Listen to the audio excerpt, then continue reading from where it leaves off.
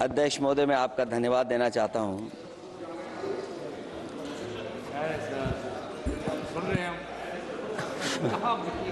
अध्यक्ष महोदय, मैं आपका धन्यवाद देना चाहता हूं। साथ ही साथ इस सदन में जो 75वें वर्ष पर संविधान की बहस शुरू हुई है, जहां सत्ता पक्ष से माननीय रक्षा मंत्री जी उन्होंने अपनी बात रखी। अभी कांग्रेस पार्टी की नवनिर्वाचित सांसद उन्होंने अपनी बात रखी। उसके बाद अध्यक्ष महोदय मुझे बोलने का मौका मिल रहा है। मैं सबसे पहले लाखों लाख लोग जो भारत देश की आज़ादी में जिन्होंने अपनी जान न्यौछावर कर दी, देश आज़ाद हुआ। आज़ादी के बाद बाबा साहब भीमराव अंबेडकर जी और तमाम हमारे वरिष्ठ लोगों ने इस संविधान को देने का काम किया। मैं उनको याद करने के साथ साथ जो आज 13 तारीख जिस दिन हम आप सदन में बैठे हैं, एक ऐसी घटना घटी थी, अगर उस समय सुरक्षा कर्मियों ने अपनी सूझबूझ के साथ, बहादुरी और साहस के साथ अगर उन आतंकवादियों को मुकाबला न किया होता तो हमारे देश के बहुत सारे महत्वपूर्ण नेता जो उस समय सदन में थे, न जाने क्या परिस्थिति बनती। मैं उन बहादुर जिनकी जान गई उनका याद करता हूं, वहीं श्रद्धांजलि भी देता हूं।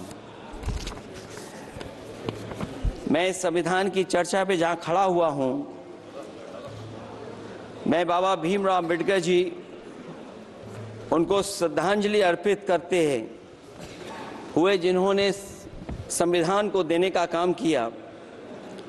हमारा संविधान जो तैयार हुआ है, उनकी प्रबुद्ध दृष्टि का परिणाम है कि हमारे पास न्याय, स्वतंत्रता, समानता और बंधुत्व के सिद्धांतों पर आधारित एक महान संविधान हमें मिला है।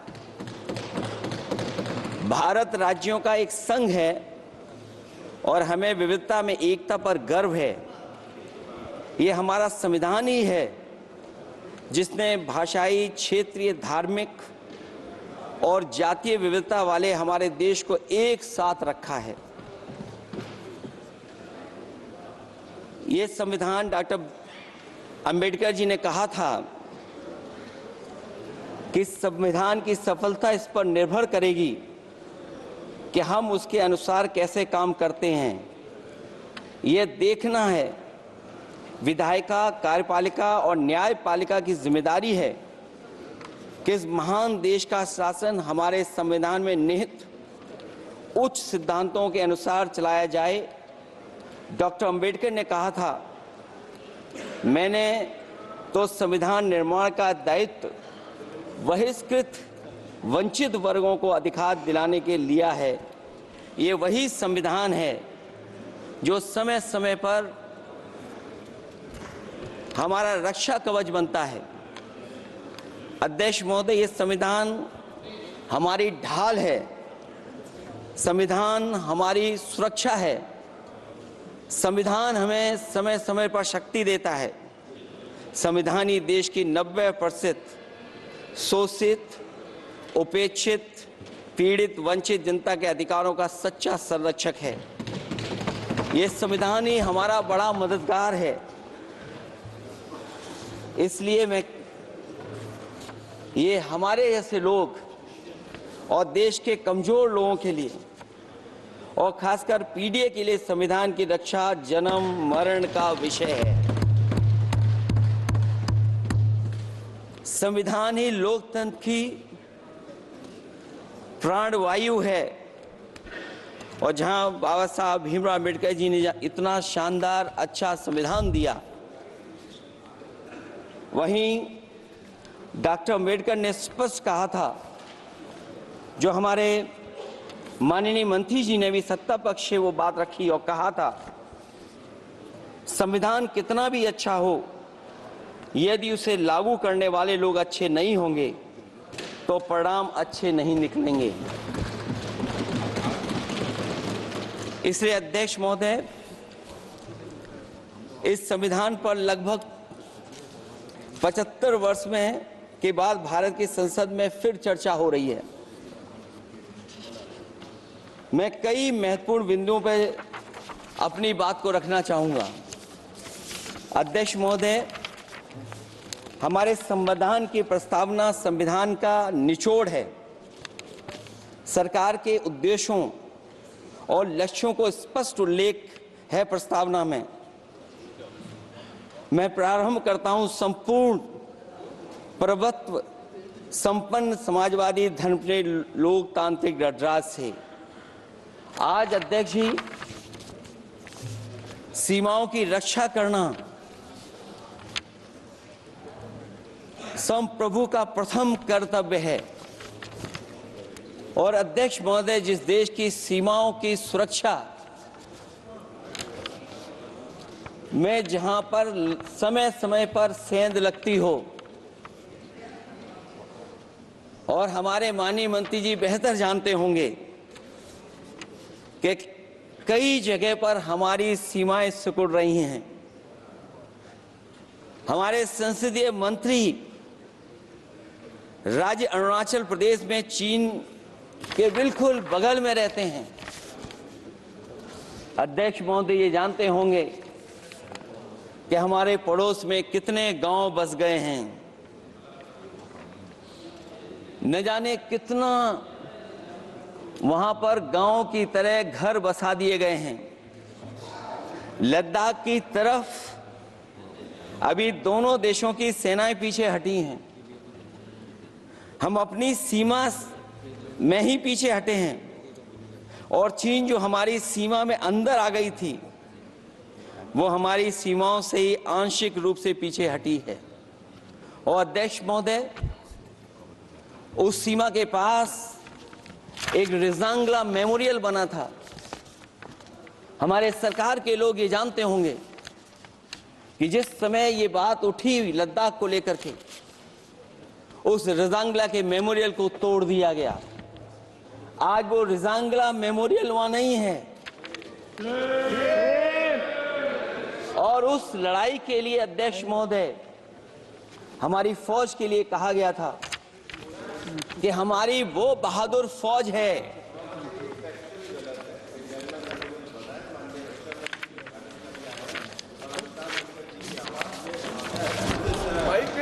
अध्यक्ष महोदय, यही तो फर्क है।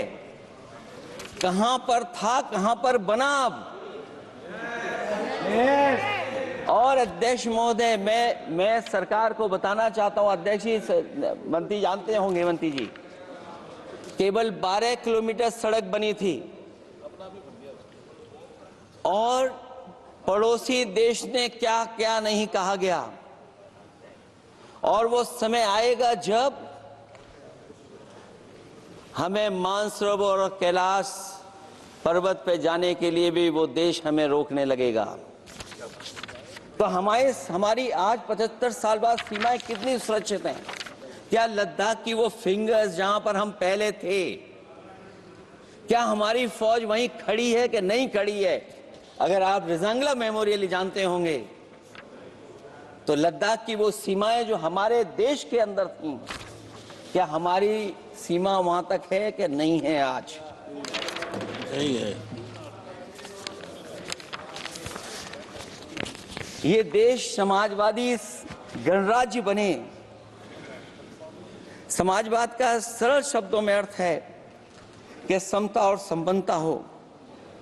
लेकिन देश में अध्यक्ष महोदय, 2014 के बाद विषमता जिस तेजी के साथ बढ़ी है, उसकी कल्पना भी नहीं की जा सकती है। 140 करोड़ में से 82 करोड़ सरकारी अन्न पर जिंदा हैं। अध्यक्ष महोदय, जो देश को ये कहते हो कि हम दुनिया की सबसे तेज रफ्तार पे चलने वाली अर्थव्यवस्था बनने जा रहे हैं। 3 पर पहुंच गए हैं और ऊपर जाएंगे। मैं सरकार से कहना चाहता हूं कि जब 82 करोड़ सरकारी अन्न पर जिंदा हैं और दूसरी तरफ देश की संपूर्ण संपत्ति के 2/3 हिस्से पर कुछ परिवारों का कब्जा है, अगर सरकार में ये बहादुरी और हिम्मत है तो इस 60% गरीबी के रेखा से नीचे रहने वाले लोगों की पर कैपिटा इनकम क्या है। अगर आपकी अर्थव्यवस्था ऊंचाई पर जा रही है तो हमारे जो गरीब लोग हैं, जो 60% गरीब लोग हैं, उनकी पर कैपिटा इनकम क्या है। और जहां समय समय पर सरकार अपने आंकड़े देती है, कम से कम ये आंकड़े भी दे दे कि गरीबी रेखा पर जो नीचे रहने वाले लोग हैं उनकी पर कैपिटा इनकम क्या है। इससे स्पष्ट हो जाएगा कि 5% लोगों की पर कैपिटा इनकम क्या है। हमारा प्रेमबली कहता है कि धर्म निरपेक्ष गणराज्य बने, राज्य की निगाह में सभी धर्म समान हैं। हमारा सेकुलरिज्म हमें रिलीजियस इक्वलिटी का रास्ता दिखाता है। यही ना अर्थ इसका है। क्या इस पर सरकार अमल कर रही है? देश के 20 करोड़ से ज्यादा अल्पसंख्यकों के, विशेषकर मुसलमानों को दूसरे दर्जे का नागरिक बना देने का प्रयास चल रहा है। उन पर हो रहे अत्याचार प्रतिदिन बढ़ते जा रहे हैं। उनकी संपत्ति को लूटा जा रहा है, हत्याएं की जा रही हैं, घर तोड़े जा रहे हैं, उनके पूजा स्थलों पर कब्जा प्रशासन की मदद से किए जा रहे हैं। अगर ये धर्मनिरपेक्षता, तो धर्म शासित राज्य की क्या परिभाषा है। और हाल ही में हम लोगों ने अध्यक्ष महोदय उदाहरण देखा है कि किस तरीके से उत्तर प्रदेश में कई महत्वपूर्ण जगह पर इस तरह की घटनाएं जानबूझ करके की गई। मुझे याद है उस समय, जिस समय उत्तर प्रदेश का इलेक्शन चल रहा था, बहुत से लोगों को वोट डालने का अधिकार जिनको था, उनको अधिकार से रोका गया और जो लोग वोट डालने जा रहे थे उन्हें डराया धमकाया जा रहा था। ऐसे इंतजाम किए गए थे कि ये वोट डालने के लिए वोट बूथ तक न पहुंच पाए। वो तस्वीरें अध्यक्ष महोदय न केवल हम लोगों ने देखी, बल्कि पूरे देश और दुनिया ने देखी होंगी कि किस तरीके से उत्तर प्रदेश की सरकार के प्रशासन के इशारे पर एक पुलिस के अधिकारी ने महिलाओं को वोट से डालने से रोका और रिवॉल्वर दिखा करके कहा कि वोट डालने नहीं जाओगे। मैं उन बहादुर महिलाओं को बधाई देना चाहता हूं कि उन्होंने परवाह नहीं की और उन्होंने कहा कि इससे कुछ जान जाने वाली नहीं, अगर जान भी जाएगी तो हम वोट डाल करके आएंगे। क्या यही लोकतांत्रिक गणराज्य है? सच्चे लोकतंत्र में जनता श्रद्धापूर्वक मतदान के माध्यम से अपनी सरकार चुनती है।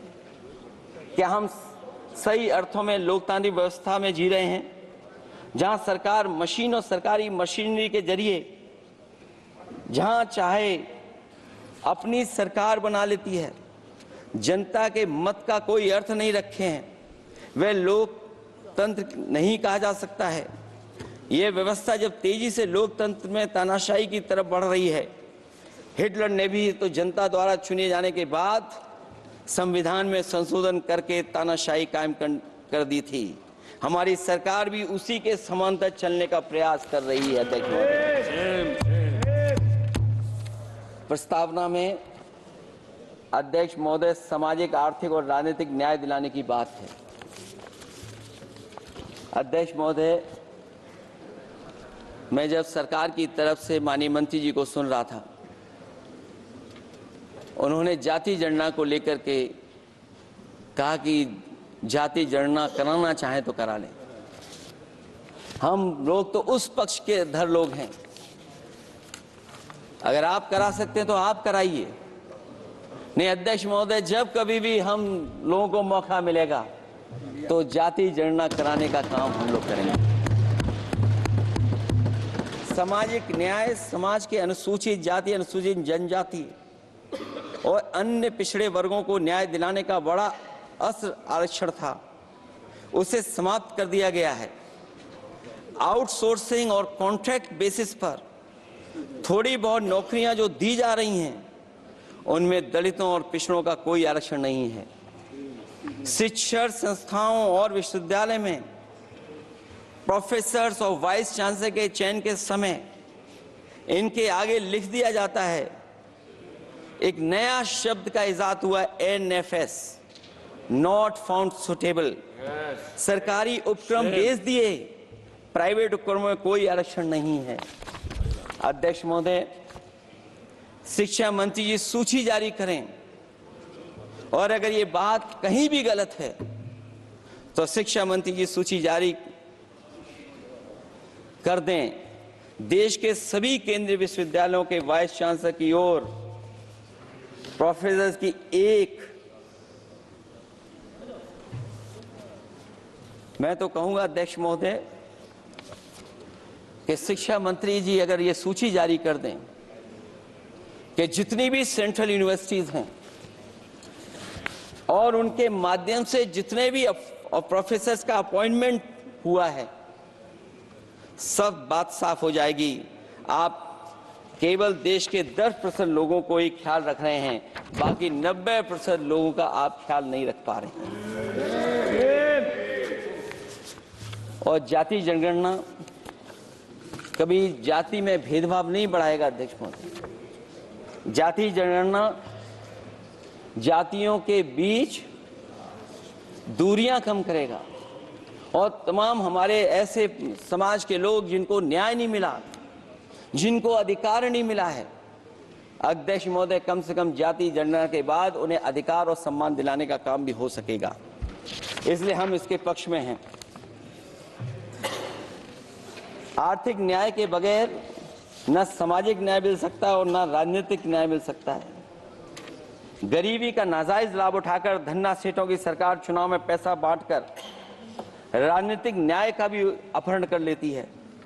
कर्ज में डूबी बड़ी आबादी महाजन के दबाव में अपनी इच्छा के खिलाफ वोट देने को विवश हो जाती है।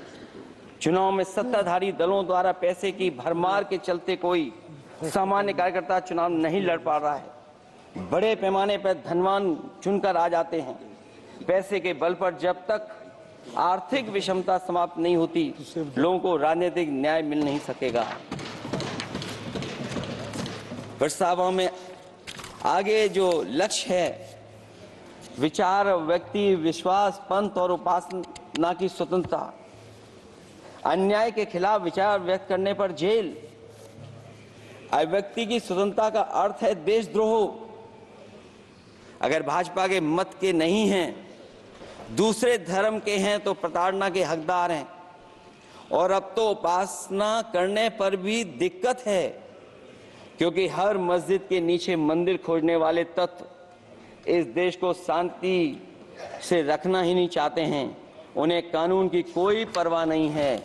मैं इस मौके पर धन्यवाद देना चाहता हूं सुप्रीम कोर्ट का, कम से कम वो फैसला आया है जहां कुछ दिनों के लिए ये पाबंदी लगाई गई। व्यक्तियों की गरिमा और देश की एकता और अखंडता को सुनिश्चित करने वाली बंधुता, ये विभाजनकारी नीतियां संविधान की प्रस्तावना के उस उद्देश्य से जरा भी मेल नहीं खाती है। व्यक्ति की गरिमा लिंचिंग से धूल धूसित हो चुकी है। उद्योगपति सरकारी आतंक से परेशान हैं, हो करके अपनी पूंजी समेटकर देश छोड़ गए हैं और लगातार जा रहे हैं। अध्यक्ष महोदय, आजादी के बाद उद्योगपति कभी इतने भारत छोड़ करके नहीं गए होंगे, देश छोड़ के नहीं गए होंगे जितने इनकी सरकार में चले गए हैं। अगर व्यक्ति की गरिमा सुनिश्चित हो तो कोई व्यक्ति क्या अपनी मातृभूमि को छोड़ करके जा सकता है। सरकार इस पर आत्मचिंतन करे। अगर आपसी मतभेद पैदा करके एक दूसरे के प्रति अविश्वास पैदा किया जाएगा तो क्या देश की एकता और अखंडता के लिए एक अशुभ संकेत नहीं होगा।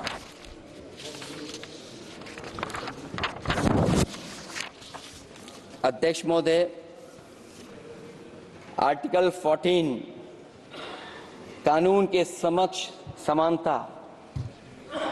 भारत के अंदर किसी भी व्यक्ति को राज कानून के समक्ष समानता को डिनाई नहीं कर सकता है। हो क्या रहा है, एक ही कानून कुछ लोगों के लिए अलग है और दूसरों के लिए अलग। अगर सत्ता पक्ष का व्यक्ति गेरुआ गमछा पहनकर गालियों को गाली दे दे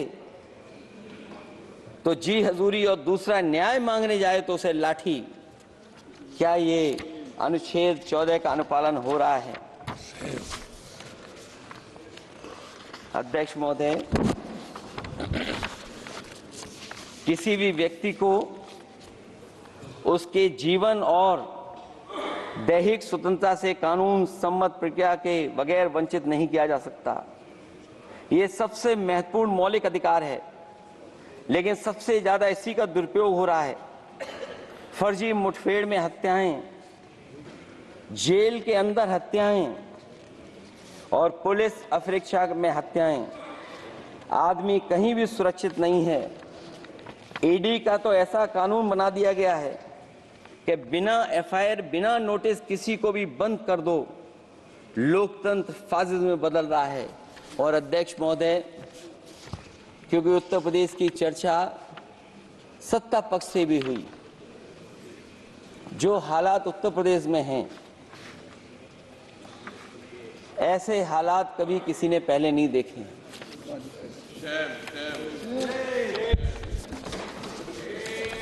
जहां पर कानून की समय समय पर धज्जियां उठ रही हैं। और अध्यक्ष महोदय, केवल एक घटना नहीं मैं कहना चाहता हूं, ऐसी तमाम घटनाएं हैं जिनके बारे में मैं कह सकता हूं। आजादी के बाद अगर हम 75वें वर्ष में इस बात पर चर्चा करें संविधान पर, और आए दिन लोगों को न्याय मांगने के लिए आत्मदाह करना पड़े, तहसील हो वहां पे आत्मदाह, जिलाधिकारी हो वहां पे आत्मदाह, न्याय मांगने के लिए अगर मुख्यमंत्री आवास में जाना पड़े वहां पे आत्मदाह। सोचिए हम किस दिशा में जा रहे हैं। और अध्यक्ष महोदय, किसने नहीं देखा कि टीवी पे चलते हुए लोगों की जान ले ली गई? लाइव देखा है सबने। ये कहां का न्याय है? न केवल वो, बल्कि पता नहीं अध्यक्ष महोदय, हमारा प्रदेश कस्टोडियल डेथ में सबसे आगे जा रहा है।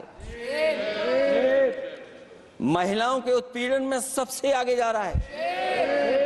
ये मैं नहीं कह रहा हूं, अध्यक्ष महोदय, ये सरकार के आंकड़े बता रहे हैं।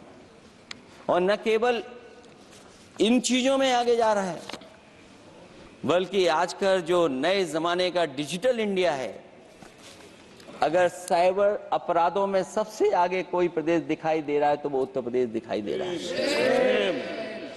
ये अलग बात है अध्यक्ष महोदय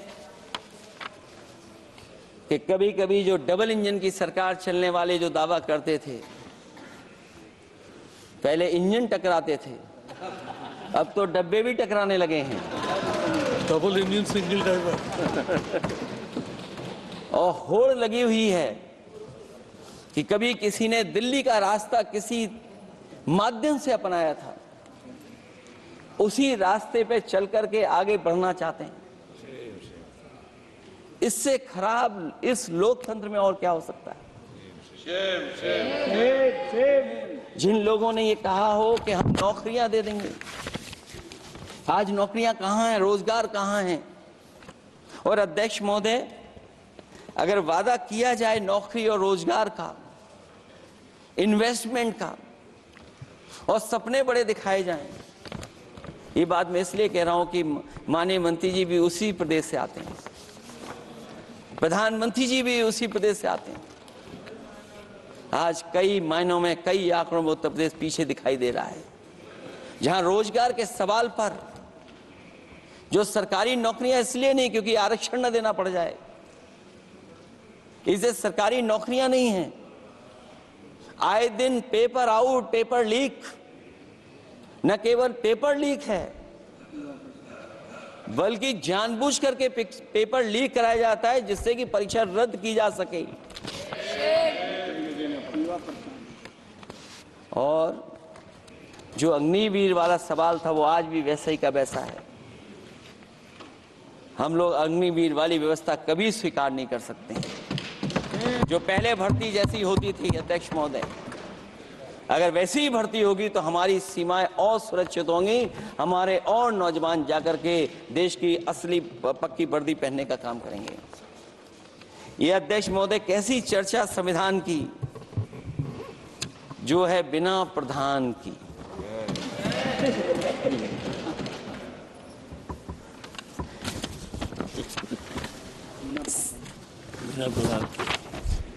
अध्यक्ष महोदय,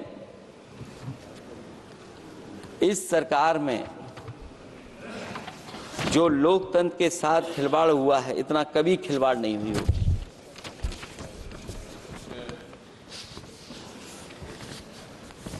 संविधान को परतंत्र बनाकर जो लोग राज करना चाहते हैं, उनके लिए आजादी का अमृतकाल सिर्फ एक जुमला है। और अंत में मैं सिर्फ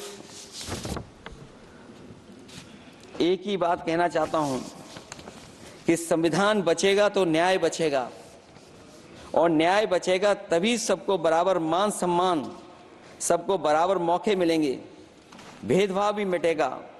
और भेदभाव का भाव भी इसलिए आज फिर से संविधान को बचाने के लिए एक और करो या मरो आंदोलन की जरूरत है।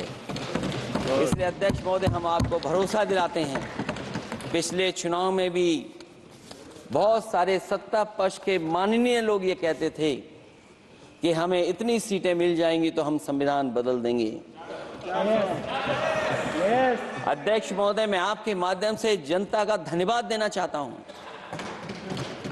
कि उन्होंने 400 पार के नारे को गिरा दिया और विपक्ष को इतनी ताकत दे दी कि इनकी जो सपना था संविधान बदलने को, सपने को तोड़ने का काम किया। अध्यक्ष महोदय, बहुत सारे साथी इधर के ही उधर हैं, अगर उधर वाले इधर आ गए उसी दिन ये सत्ता से बाहर हो जाएंगे। अध्यक्ष महोदय, आखिरी में मैं कुछ लाइनें कहकर के अपनी बात खत्म करना चाहता हूं। न मेरा है न तेरा है, ये हिंदुस्तान सबका है। नहीं समझी गई ये बात तो नुकसान सबका है। हजारों रास्ते खोजे गए उस तक पहुंचने के, मगर पहुंचे हुए ये कह गए भगवान सबका है।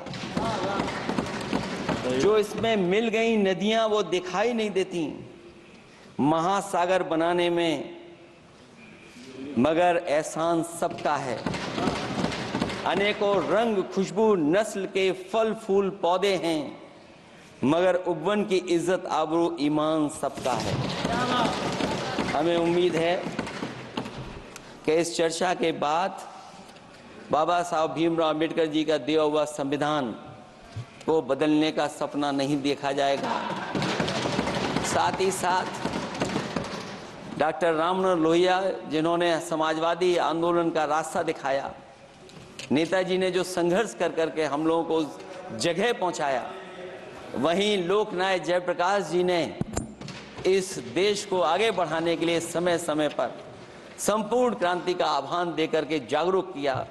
मैं उन सबको याद करते हुए एक बार फिर अध्यक्ष जी आपका बहुत बहुत धन्यवाद देता हूं।